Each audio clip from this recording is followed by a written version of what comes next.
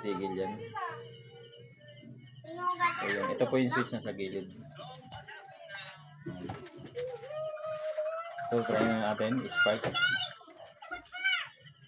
So, ito yung switch.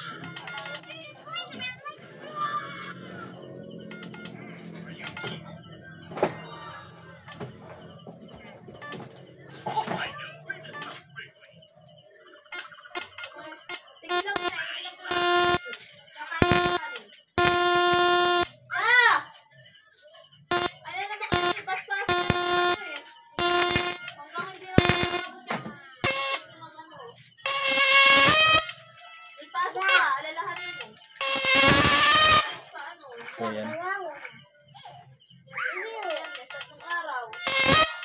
Pero huwag mo yung kulo niya sa tubig, sir. Yan. Yan yung kulo niya sa tubig. Oh. Nakita mo, nagbubula-bula siya.